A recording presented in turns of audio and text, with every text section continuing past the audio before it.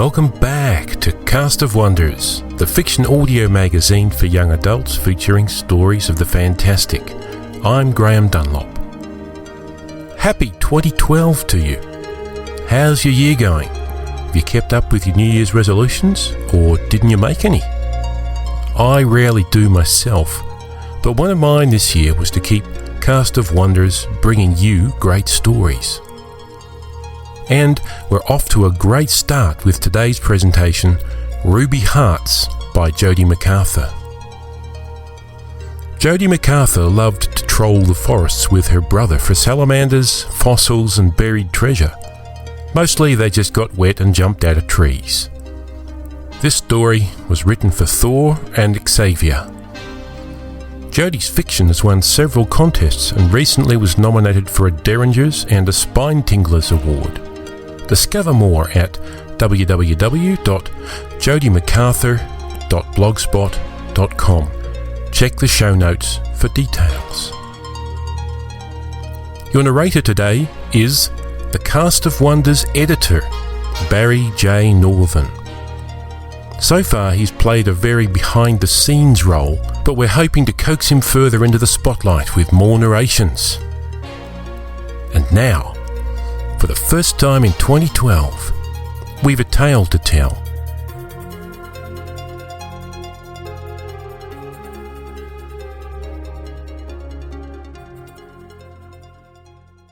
Gads, these nettles itch. Xavier scratched red swollen bumps on his knee. Drake slapped the butt of his story stick against crisp ferns, picked up a fallen leaf and held it to Xavier. Grandpa says if you scratch them it'll make them worse. Rub the inside of this fern on it, it'll feel better. Grandpa says this, Grandpa says that. Aunt Myrna says you can't believe everything he tells you. Xavier rubbed the fern on his knee. Well, it's helping, isn't it? Drake swung his story stick through the air, pretending sword battles with evil enemies. Yeah, I guess. Besides, Grandpa knows lots of stuff because he's so old. No, he's crazy because he's so old. Aunt Myrna says he believes if you carve a story on your stick, the story will come true. Now that's crazy. Drake brought his story stick close and examined the figure he had carved just last week. As long as he could remember, Grandpa had told them of the snake beast with giant wings the colours of fire and sea. Each nightly visit they carved into their sticks the wonders of Grandpa's past. Grandpa said to be careful what you choose to believe and only carve the truth. I don't care what Aunt Myrna thinks, said Drake. Besides, she thinks the devil lives in books. Xavier giggled and walked over to examine Drake's transformed oak branch. Yeah, and if he lived in books, they'd catch fire. Then we wouldn't have to go to school. Hey, what's that? He pointed at the carving beside the serpent with wings. That's a heart, a ruby heart. Well, it doesn't look like a ruby to me. Xavier shoved Drake's shoulder. You're it, I'm going to get to the mountain first. Drake yanked on the backpack sitting heavily on the younger brother's shoulders. Xavier fell on his butt. Hey, that's not fair, you cheated. But Drake was already running, spreading his arms wide and flapping his stick like a giant wing. I fly faster than you. He glided over the tree roots and pine needles, down the forest path, through the damp meadows, then up the trail again. Leaping over a long dead tree, Drake made a swift turn left, jumped behind a giant oak, the waiting tree Xavier called it, and dropped to the ground. The story stick flopped beside him. He let his face drop to the earth, smelling the mix of wet dirt and dead leaves. His racing heart slowed with his breathing, and when his eyes focused, they found a snail, the colour of pearls, crawling over a stone 3 times the creature's size. Drake wondered if it was a lost pearl come to life upon the shore, travelling thousands of years and miles across the earth to this very forest, waiting to be discovered. Yes, that would be his story for Grandfather tonight, and they will both carve snails into their story sticks. He smiled, not minding the bit of leaf that clung to the far corner of his mouth. A burst of boy exploded through the turn of the path, and Xavier approached, breathing heavily. Drake, he wheezed, I see your sneakers behind that bush. He stopped and collapsed on the ground, letting the backpack fall from his small frame. Darn it! Drake loved to jump from the bushes and scare his brother. It worked every time. Almost. He poked his head through a huckleberry bush, threw a berry at his brother and rose to his feet. "Oh gosh, X, you're no fun anymore." Xavier smiled, still gasping for breath. "That's 'cause I'm growing up." "Yes, and is that why I need to carry this pack for you? Come on and get up, I'm hungry yesterday."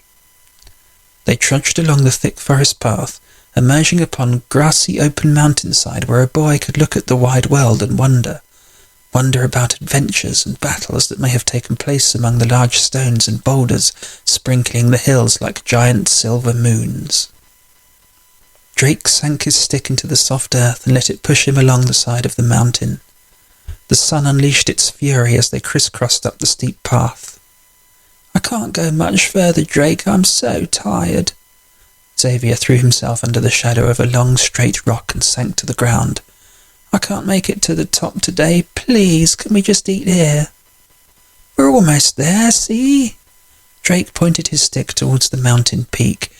His heart fell as he watched his brother's stubborn squint narrow his brows. They wouldn't make it today. Fine. He walked over, dropped the backpack and sat down under the ledge with his brother. Sweet shade and silence encompassed them. After a while, Drake pulled the pack closer and handed Xavier sandwiches, apples and a canteen.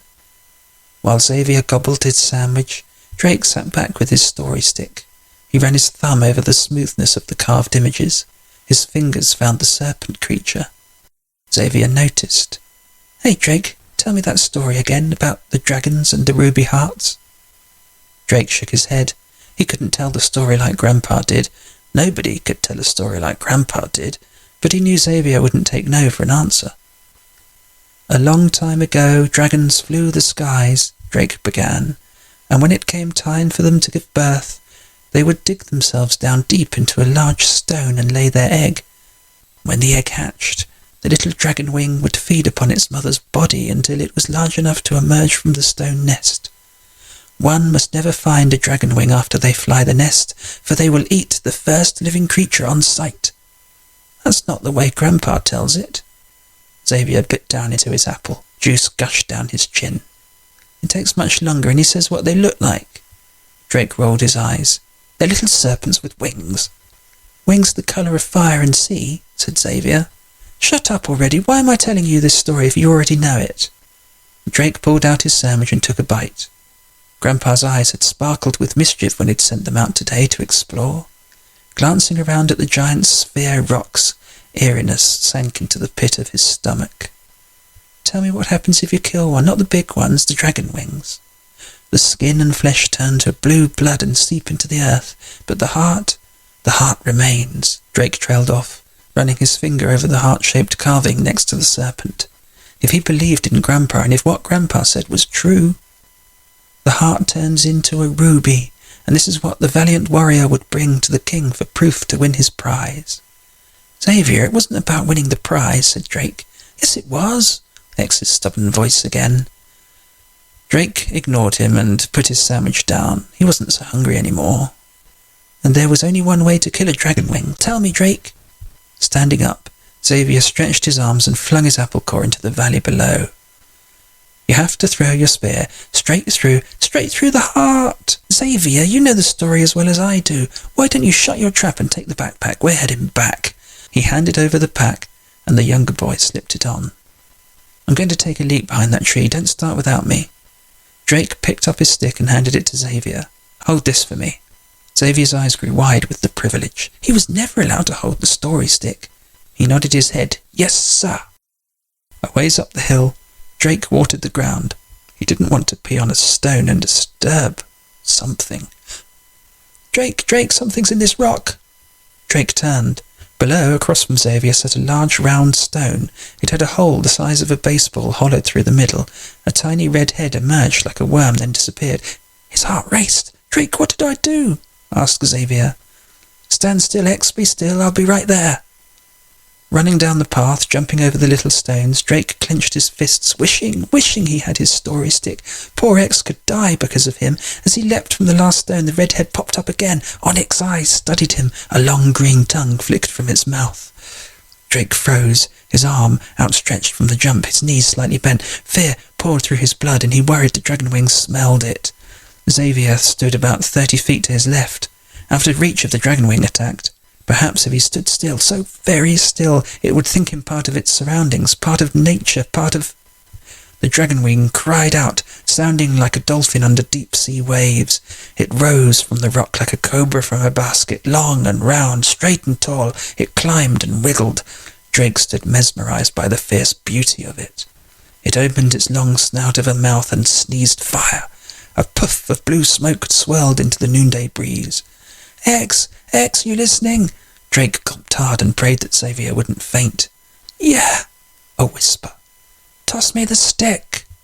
The dragonwing wailed again, much louder, and fully emerged from its nest. It bounced up on its tail. What? Toss me the... Wings, the colour of sea and fire, unfurled from the serpent and spread as wide and as deep as its full length. The long snout opened, revealing teeth. Teeth as sharp and mean as the point of Grandpa's 100-year-old story stick. What do I do? Xavier screamed. But it was too late. The dragonwing shrieked again so loud it nearly knocked Drake off his feet. The wings flapped. Its eyes grew larger, deeper, blacker. Evil, a hungry evil. No, Drake, no, Xavier said. The dragonwing slipped into the air. It snaked and slithered at Drake's face, but it wasn't aiming for his face. He knew from the stories of old its target was his heart. Yet all he could do was stand there while the most beautiful creature on earth bit into his chest, ripped away the flesh and swallowed his life away. Closer, closer, closer its eyes drew. No! Xavier's voice rose in a high-pitched fever. A stick, the story stick, spiraled over and over. Its carved point purged the hypnotic air. An explosion of turquoise blue, guts the size of limbs, knocked Drake to the ground. He heard a loud thunk deep in his skull as it cracked upon a stone. The world went dark. Drake? Drake? Wake up! A faraway voice sobbed. You've got to wake up. Fingers patted his face, prodded his chest. You can't die. I killed it. I killed it, Drake. I killed the dragonwing. Drake opened one eye. Brilliant sunlight in his brother's face hogged his vision. He closed it. Drake, you're not dead. He opened both eyes. His brother was covered in turquoisey goo. Where is it? It's gone. I killed it, Drake. I killed it with your story stick. Straight through the heart, like Grandpa said. He isn't crazy. He isn't. Xavier put his hand behind Drake's back and pulled him into a sitting position. Come on, I have to show you something. Drake grabbed the back of his aching head and felt a warm stickiness. Bringing his hands to his face, he found his own red blood mixed in with the dragonwings. This disheartened him. He thought of those onyx eyes and razor teeth, of what almost happened. He heard shuffling beside him and glanced at X. Xavier grinned ear to ear. What do you think my prize will be? Are there still kings? Do you think I'll get gold? He brought closed fists from around behind his back. Which hand, Drake? Which one? Meeting Xavier's joyful eyes, he shrugged and jutted his chin towards the right hand. Laughing, X revealed the treasure in his palm, a glistening ruby in the shape of a heart. Do you think Grandpa will let me start carving my own story stick? Asked Xavier. I believe now, Drake, I believe. Grandpa told us the truth. Drake laughed and marvelled at the glistening treasure, then inspected the ruby closer. Deep inside, a speck thrummed like a tiny heartbeat. A dragon egg, he said. The ruby is a dragon egg. Wow, whispered Xavier as he studied the precious gem. You can tell the story tonight. X's head snapped up. A smile grew. Jake smiled back. We'd better go find your own story stick before it gets dark. They stood up. Jake retrieved his story stick from a puddle of dragonwing blood, the stick strong and straight as ever. Drake? What are we going to say when Aunt Myrna sees us covered in this goop? Xavier lifted his blue arm. The truth, X. It's dragon blood. How's that for a prize? Drake's eyes sparkled with delight at the thought of Aunt Myrna thinking they were as crazy as Grandpa. Xavier burst out laughing. That's better than gold.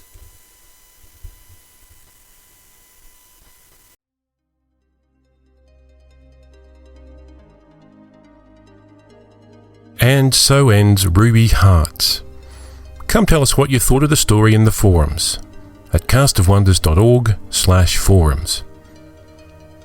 We love bringing you this free podcast, but it does cost money to make.